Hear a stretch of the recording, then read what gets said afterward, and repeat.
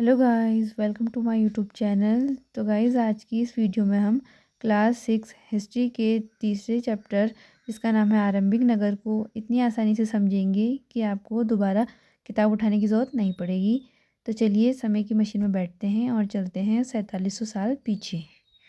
तो दोस्तों, अब जानेंगे हम हड़प्पा की कहानी, एक अनूठी खोज। मतलब हड़प्पा सभ्यता की खोज कैसे हुई, कब हुई और कहाँ हुई। तो आज से लगभग 150 साल पहले जब ब्रिटिश भारत में रेलवे लाइनों का जाल बिछाया जा रहा था, तब अनजाने में ही मानव इतिहास की सबसे बड़ी खोजों में से एक की नींव पड़ी। पंजाब, जो वर्तमान में पाकिस्तान में है, में खुदाई के दौरान इंजीनियरों को ईंटों के ऐसे ढेर मिले जो हजारों साल पुराने थे।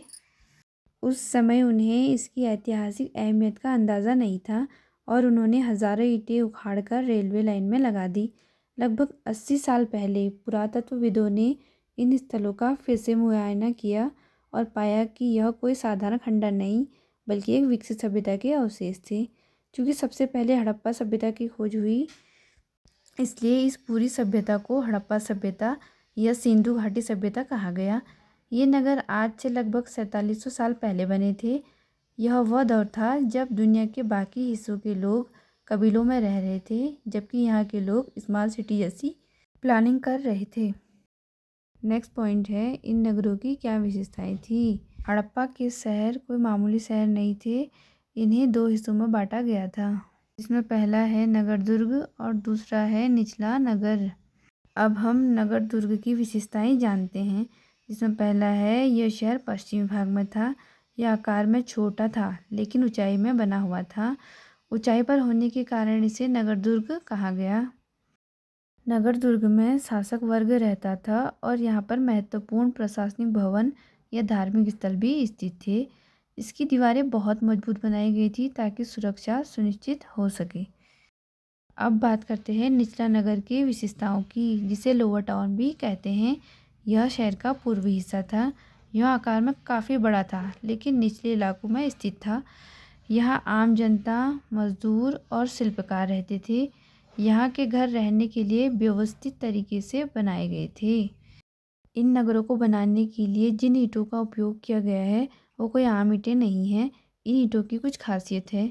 इन ईंटों की दीवारें इतनी मजबूत थी कि आज भी वे खड़ी हैं। ईंटों को बिछाने के लिए इंटरलॉकिंग तकनीक का उपयोग किया गया था, जो आज के समय में भी दीवारों को मजबूत बनाने के लिए उपयोग की जाती थी। निचले नगर में भी कई सुविधाएं थी। यहाँ दोनों तरफ उतरने के लिए सीढ़ियाँ थी और चारों ओर कमरे बने थे। यहाँ पानी की व्यवस्था भी बहुत अच्छी थी। यहाँ तालाब में पानी पास के एक कुएं से भरा जाता था और उपयोग के बाद उसे खाली करने के लिए नालियों की व्यवस्था भी थी। नेक्स्ट पॉइंट है मोहनजोदड़ो और उसका महान स्नानागार। मोहनजोदड़ो हड़प्पा सभ्यता का एक और विशाल नगर था। यहाँ पर एक बहुत ही खास तालाब मिला है जिसे वैज्ञानिकों ने महान स्नानागार कहा है। इसकी बनावट जो है विशिष्ट प्रकार की है। यह ईंटों और प्लास्टर से बना हुआ था और पानी के रिसाव को रोकने के लिए ईंटों पर प्राकृतिक चारकोल की एक परत चढ़ाई गई थी, जिसे नेचुरल तार भी कहते हैं। मोहनजोदड़ो में भी कई सुविधाएं थी। इसके दोनों तरफ उतरने के लिए सीढ़ियाँ थी और चारों ओर कमरे बने थे। यहाँ पर पानी की व्यवस्था भी काफ़ी अच्छी थी। यहाँ पर भी तालाब में पानी पास के एक कुएं से भरा जाता था और उपयोग के बाद उसे खाली करने के लिए नालियों की व्यवस्था भी थी। मोहनजोदड़ो में जो महान स्नानागार मिला है उसका काफ़ी महत्व है। विद्वानों का मानना है कि यह कोई सार्वजनिक तालाब नहीं था, बल्कि विशिष्ट लोग किसी विशेष धार्मिक अवसर पर यहाँ स्नान करते थे। अगला पॉइंट है सड़कों, मकानों और नालियों का जाल। हड़प्पा के नगरों की ड्रेनेज सिस्टम आज के कई आधुनिक शहरों को मात देती है। ड्रेनेज सिस्टम का अर्थ है जल निकासी प्रणाली। मोहनजोदड़ो में घरों की बनावट विशेष प्रकार की थी। यहाँ घर प्रायः एक या दो मंजिला होते थे। हर घर के बीच में एक खुला आंगन होता था जिसके चारों ओर कमरे बने होते थे। लगभग हर घर में एक अलग स्नानागार होता था और पानी के लिए निजी कुएं भी पाए गए हैं। मोहनजोदड़ो में जल निकासी और नालियाँ। इन नगरों में ढकी हुई नालियों की एक बहुत ही व्यवस्थित प्रणाली थी। नालियाँ सीधे रेखा में बनाई गई थी और हर नाली में एक हल्की ढलान थी ताकि पानी आसानी से बह सके। यहाँ पर घरों की छोटी नालियों को सड़कों की बड़ी नालियों से जोड़ा गया था। सड़कों के किनारे नालियों को ढका गया था और निश्चित दूरी पर मैनहोल बनाए गए थे ताकि उनकी सफाई की जा सके। अब जानते हैं यहाँ की सड़कों के बारे में। यहाँ की सड़कें एक दूसरे को 90 डिग्री के कोण पर काटती थी। इस ग्रिड प्रणाली के कारण शहर वर्गों और आयतों में विभाजित था। अब जानते हैं लिपिक के बारे में। ये वे लोग थे जो लिखना जानते थे। वे मोहरों पर लेख लिखते थे और शायद व्यापारिक रिकॉर्ड भी रखते थे। अब है शिल्पकार। स्त्री और पुरुष दोनों ही अपने घरों या विशेष वर्कशॉप में तरह तरह की चीज़ें बनाते थे। वे मिट्टी, धातु और पत्थर के विशेषज्ञ थे। अब बात करते हैं पत्थर के फलक की। औजारों के रूप में मोहनजोदड़ो में लंबे और पैने पत्थर के फलक मिले हैं। मोहरे, आयताकार पत्थर की मोहरें मिली हैं जिन पर जानवरों के चित्र जैसे एक सींग वाला गैंडा और कुछ लिपि खुदी हुई है। ये व्यापारिक पैकेटों को सील करने के काम आती थी। अब बात करते हैं व्यापारी के बारे में। ये लोग तैयार माल को एक स्थान से दूसरे स्थान पर ले जाते थे और कच्चे माल का आयात करते थे। नेक्स्ट पॉइंट है नए शिल्प और कलाकृतियाँ। खुदाई के दौरान मिली वस्तुएं हड़प्पा वासियों की कलात्मकता और तकनीक का प्रमाण है। अब बात करते हैं फायोंस के बारे में। यह एक कृत्रिम रूप से तैयार किया गया पदार्थ था। बालू और क्वार्ट्ज पत्थरों के चूर्ण को गोंद में मिलाकर उनसे वस्तुएं बनाई जाती थी और फिर उन पर चिकनी चमकदार परत चढ़ाई जाती थी। इससे चूड़ियाँ, झुमके और छोटे बर्तन बनाए जाते थे। अगला पॉइंट है कपड़ा। मोहनजोदड़ो में सूती कपड़े के अवशेष मिले हैं। मिट्टी की तकलियाँ मिली हैं जो बताती है लोग सूत कताई करना जानते थे। अगला पॉइंट है कच्चे माल की तलाश, एक व्यापारिक नेटवर्क। हड़प्पा के लोगों को अपनी ज़रूरतें पूरी करने के लिए दूर दराज के इलाकों से संपर्क साधना पड़ता था। नेक्स्ट पॉइंट है पत्थर के बाट। यहाँ चर्ट पत्थर से बने बहुत ही सटीक बाट मिले हैं। इनका उपयोग संभवतः सोने और चांदी जैसे कीमती चीज़ों को तौलने के लिए किया जाता था। नेक्स्ट पॉइंट है मनके।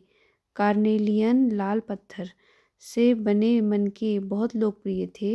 इन्हें काटकर, तराशकर और छेद करके मालाएं बनाई जाती थी। हड़प्पा सभ्यता के लोग तांबा राजस्थान और ओमान से मंगाते थे। नेक्स्ट पॉइंट है टिन।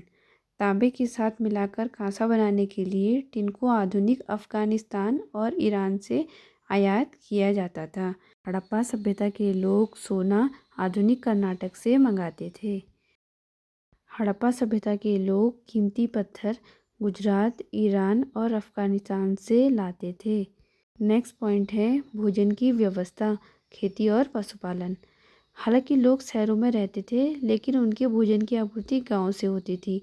जैसे फसलें, वे गेहूँ, जौ, दालें, मटर, धान, तिल और सरसों उगाते थे। अब है खेती के औजार। इस काल में हल का उपयोग एक बड़ा बदलाव था। हालांकि असली लकड़ी के हल नष्ट हो गए हैं लेकिन मिट्टी के खिलौने वाले हल मिले हैं जो उनके उपयोग की पुष्टि करते हैं। अब बात करते हैं सिंचाई के बारे में। यहाँ वर्षा कम होती थी इसलिए लोग पानी का भंडारण करते थे और ज़रूरत पड़ने पर फसलों की सिंचाई करते थे। नेक्स्ट पॉइंट है पशुपालन। वे गाय, भैंस, भेड़ और बकरियाँ पालते थे। वे न केवल मांस और दूध के लिए बल्कि खेती और सामान ढोने के लिए भी इनका उपयोग करते थे। अब जानते हैं हड़प्पा सभ्यता के एक और महत्वपूर्ण स्थल के बारे में। गुजरात के महत्वपूर्ण हड़प्पाकालीन नगर धौलावीरा। कच्छ के इलाके में खादिर बेट के किनारे स्थित यह शहर अन्य हड़प्पा नगरों से भिन्न था। यह 3 भागों में बटा हुआ था जबकि बाकी नगर 2 भागों में बटे थे। धौलावीरा 3 हिस्सों में बटा था। नेक्स्ट पॉइंट है किलेबंदी। यहाँ पर हर हिस्सा पत्थर की ऊंची दीवारों से घिरा था। नेक्स्ट पॉइंट है सार्वजनिक मैदान। यहाँ एक बहुत बड़ा खुला मैदान है जहाँ सार्वजनिक समारोह होते होंगे। फिर अगला पॉइंट है हड़प्पा लिपि के बड़े अक्षर। यहाँ सफ़ेद पत्थरों में खुदे हुए हड़प्पा लिपि के बड़े बड़े अक्षर मिले हैं जो आमतौर पर सिर्फ छोटी मोहरों पर मिलते थे। अब जानते हैं लोथल के बारे में, जो हड़प्पा सभ्यता का एक महत्वपूर्ण स्थल है। यह गुजरात में खंभात की खाड़ी में साबरमती की एक उपनदी के पास स्थित था। अब जानते हैं बंदरगाह के बारे में। लोथल में एक विशाल ईंटों का तालाब मिला है, जो एक बंदरगाह था।